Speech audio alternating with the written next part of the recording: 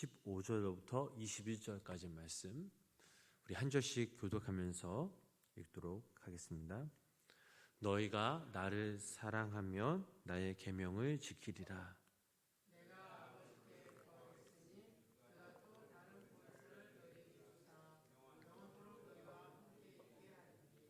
그는 진리의 영이라 세상은 능히 그를 받지 못하니 이는 그를 보지도 못하고 알지도 못함이라. 그러나 너희는 그를 아나니 그는 너희와 함께 거하심이요 또 너희 속에 계시게 했습니다.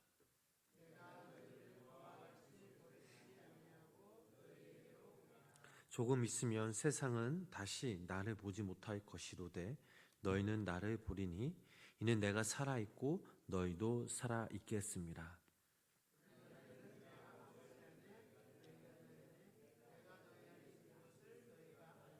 함께 읽겠습니다. 나의 계명을 지키는 자라야 나를 사랑하는 자니 나를 사랑하는 자는 내 아버지께 사랑을 받을 것이요 나도 그를 사랑하여 그에게 나를 나타내리라. 아멘. 오늘도 살아계신 하나님의 은혜가 우리 성도님들 삶 가운데 함께 하시길 주님의 이름으로 간절히 축원합니다. 우리가 어제 그 말씀을 다시 한번 우리가 되새겨 보자면 예수님께서는 제자들에게 내 이름으로 무엇을 구하면 내가 시행한다라고 말씀하셨습니다. 예수님의 이름으로 기도하다라는 것은 예수님의 이름이 신실하고 참됨을 뜻하기에 기도하라라고 말씀하셨습니다. 이렇게 한번 말씀하신 것이 아니라 요한복음 15장 7절 말씀에서도 너희가 내 안에 거하고 내 말이 너희 안에 거하면 무엇이든지 원하는 대로 구하라. 그리하면 이루리라 라고 말씀하셨습니다.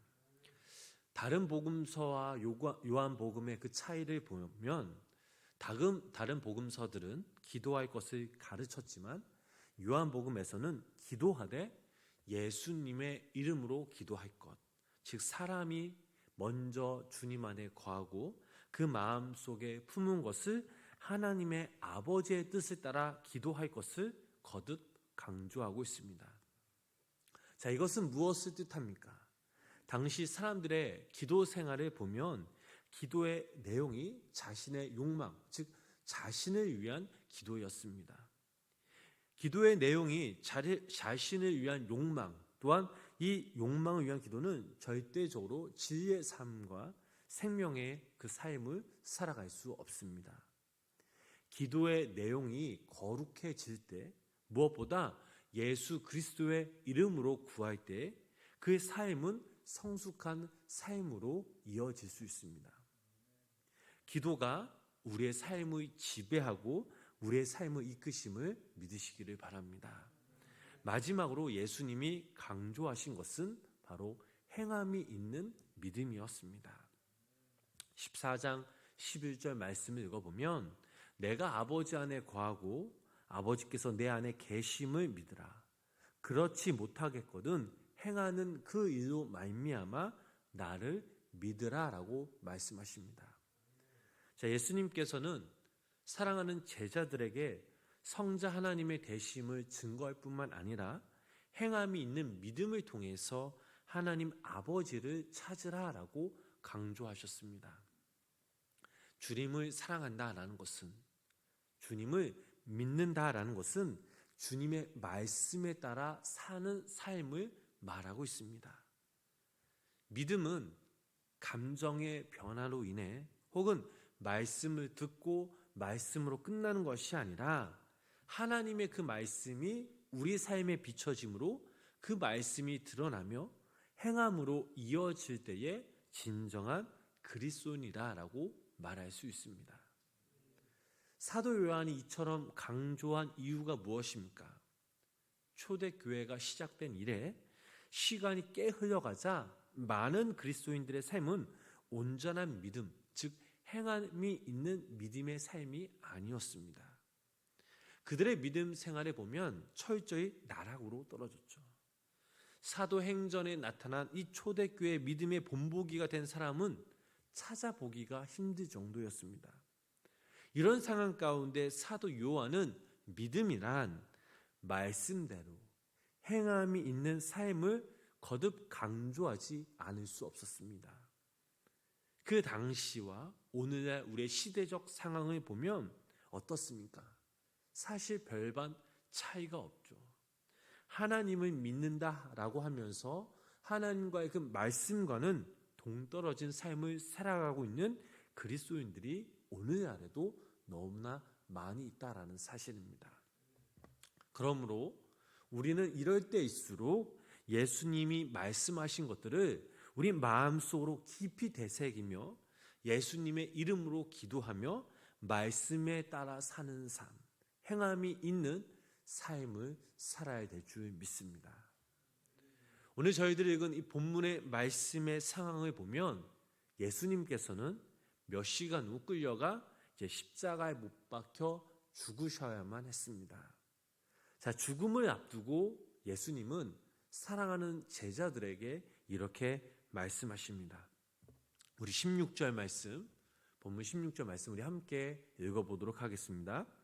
내가 아버지께 구하겠으니 그가 또 다른 보혜사를 너희에게 주사 영원토록 너희와 함께 있게 하리니 아멘. 자, 보혜사라는 말은 곁에서 돕는 자라는 의미를 가지고 있습니다.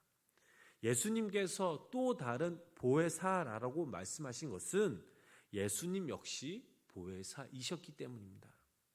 예수님은 육신의 몸을 입고 이 땅에 오셨습니다. 죄악과 어둠 가운데 빠져있는 사랑하는 당신의 백성들을 위해 오신 보혜사이셨습니다. 육신의 몸을 입고 오신 예수님께서 이 땅을 떠나실 때가 되었을 때 하나님 아버지께서는 또 다른 보혜사를 보내시어 인간을 영원토록 도울 것을 약속하셨습니다. 그렇다면 그 보혜사는 누구입니까? 바로 26절 말씀을 제가 한번 읽어드리도록 하겠습니다. 보혜사 곧 아버지께서 내 이름으로 보내실 성령, 그가 너희에게 모든 것을 가르치고 내가 너희에게 말한 모든 것을 생각나게 하리라. 아멘. 자, 보혜사란 이 말씀에 나와 있는 것처럼 곧 성령님을 말하고 있습니다. 성경에서 성령님을 하나님의 영, 주님의 영 이렇게 부르고 있습니다. 성자 하나님, 즉 예수님이 이 땅을 떠나신 후 성령 하나님께서 영원토록 저희들을 지키시고 인도하신다라는 사실입니다. 자, 그렇다면 성령님은 어떤 분이시며 우리를 영원토록 지킬 수 있겠습니까? 17절 말씀, 본문 17절 말씀 우리 함께 읽어보겠습니다. 그는 진리의 영이라 세상은 능히 그를 받지 못하나니 그는 그를 보지도 못하고 알지도 못하리라. 그러나 너희는 그를 아나니 그는 너희와 함께 거하시며 또 너희 속에 계시겠습니다. 아멘. 자, 성령님은 진리의 영이십니다. 세상은 이러한 진리의 영이신 그 성령님을 알아보지 못합니다. 그러나 믿는 우리들은 이 성령님을 모두 다 알고 있습니다. 그분은 보이지는 않지만 우리를 인도하시는 분, 우리를 사용하시는 분이라는 그런 성령님이라는 사실을 잘 알고 있습니다. 무엇보다 우리를 도우시고 하나님의 말씀인 이 진리를 알게 하시며 우리가 다른 길에 빠지더라도 우리를 선한 길로 인도하시는 분, 이분이 바로 성령님이라는 그 사실을 우리는 느낄 수 있습니다. 계속해서 18절로부터 20절 말씀 읽어보도록 하겠습니다. 내가 너희를 고아와 같이 버려두지 너희에게로 오리라. 조금 있으면 세상은 다시 나를 보지 못할 것이로되 너희는 나를 보리니 이는 내가 살아있고 너희도 살아있게 했습니다. 그날에는 내가 아버지 안에 너희가 내 안에 내가 너희 안에 있는 것을 너희가 알리라. 아멘. 자, 이제 몇 시간 후면 예수님은 십자가에 못 박혀 돌아가십니다. 가장 중요한 이 순간 예수님께서 제자들을 향해 내가 너희를 고아와 같이 버려두지 아니하고 너희에게로 오리라 라고 말씀하셨습니다. 그리고 그 날에는 너희가 내 안에, 내가 너희 안에 거할 것이다 라고 제자들에게 말씀하십니다. 그리스도인은 주님이 우리 안에, 우리가 주님 안에 거할 때에 진정한 그리스도인으로 거듭날 수 있습니다. 여러분, 예수님의 제자들을 한번 생각해 보시기 바랍니다. 예수님의 제자들, 그들은 갈릴리 지방의 아주 무식한 어부들이었습니다. 가진 것도 없었고 배운 것도 없었습니다. 예수님께서 그들과 3년 동안 동고동락하시면서 그들에게 진리의 말씀과 이 생명의 말씀을 전하셨지만 실상 그들은 주님이 돌아가시기 전까지 생명의 그 말씀을 귀담아 듣지 않았고 심지어 그 말씀을 이해하지 못했습니다. 이런 제자들이 어떻게 해서 예수님처럼 아니 더 많은 일들을 행했겠습니까? 오늘 저희들 읽은 이 본문 말씀에도 나와 있듯이 제자들은 그 예수님을 인격적으로 만난 후에 주님 안에 늘 거했고 예수 그리스도를 마음속으로 품었기 때문입니다. 예수님을 품고 있는 것은 바로 하나님을 품는 거나 마찬가지였습니다. 그리고 그때부터 믿음이 자라나고 하나님께서 이 제자들을 사용하시기 시작합니다.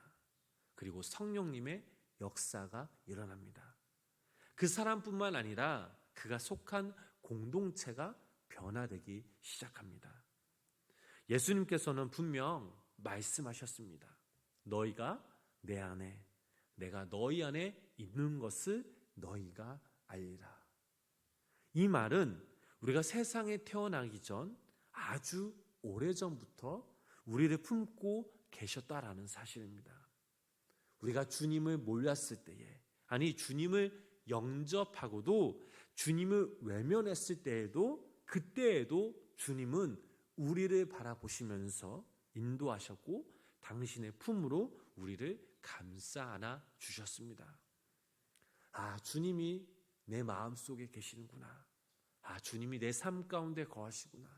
주님이 나를 인도하시는구나 하는 것을 깨닫는 그 순간, 그때 우리의 믿음이 시작되고 우리가 비로소 하나님 안에 거할 때에 우리의 삶은 변화되기 시작합니다.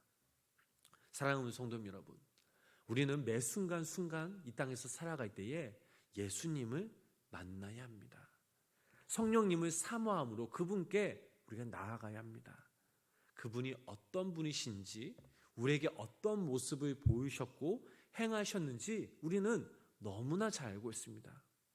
주님은 우리를 이미 선택하셨고 또 우리 안에 지금 이 시간에도 우리 안에 거하십니다. 이제 우리에게 남은 숙제는 우리가 그분께 나아가는 것이며 그분 안에 우리는 거해야 합니다. 우리의 모습 가운데, 우리의 삶 가운데 행함이 있는 믿음을 통해서 예수 그리스도의 모습이 나와야 합니다. 예수 그리스도 없이는 단 하루도 살 수 없는 자들임을 우리는 기억해야 합니다. 그리고 이것을 우리가 바르게 인식할 때에 우리는 비로소 예수님께 온전히 사로잡힐 수 있습니다.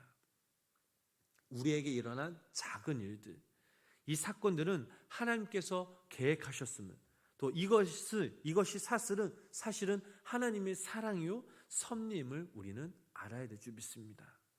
오늘 하루 우리를 통해 일하실 그 하나님께 온전히 나아가시길 간절히 축복합니다. 성령 하나님의 그 도우심을 우리가 기대하면서 바라면서 또 우리의 삶을 주님께 전적으로 믿고 맡겨야 합니다. 이런 사람만이 성령님께서 우리를 도우시며 인도하시고 우리의 인생을 가장 귀하게 선하게 인도하실 것입니다. 바라옵기는 여기 우리 성도님들과 영상을 통해 예배드리신 우리 성도님들이 오늘 하루 매 순간순간마다 성령님을 사모하심으로 또 성령께 구하심으로 오늘 하루도 그분으로 인하여 우리 삶이 기쁨과 감사, 평안과 복이 넘치고 성령님의 그 따스한 그 마음의 그 손길을 느끼시는 복된 하루 보내시길 주님의 이름으로 간절히 축원합니다. 기도하겠습니다. 우리의 소망 되신 주님을 찬양합니다. 우리가 어둠의 그 제약된 모습에 빠져 있을 때 당신의 그 따뜻한 손길로 우리를 잡아주셨고 당신의 그 지혜의 말씀과 생명의 말씀으로 저희들을 건져내어 주셨음을 고백합니다. 이제는 우리가 성령님의 그 도우심으로 저희들은 이 땅 가운데 그리스도인으로 살아가고 있습니다. 그러나 아직도 참으로 우리의 모습을 돌아보면 너무나 부족합니다.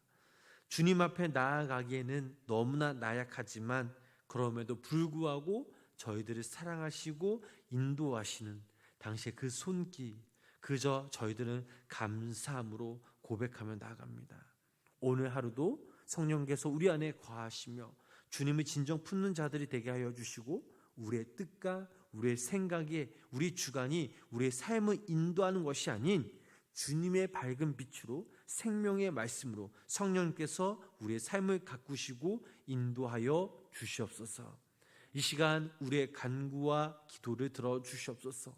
오늘 하루도 우리가 성령님을 의지하며 나아갑니다. 성령님 인도하여 주시옵소서. 예수님의 이름으로 기도드렸습니다. 아멘. 우리 찬송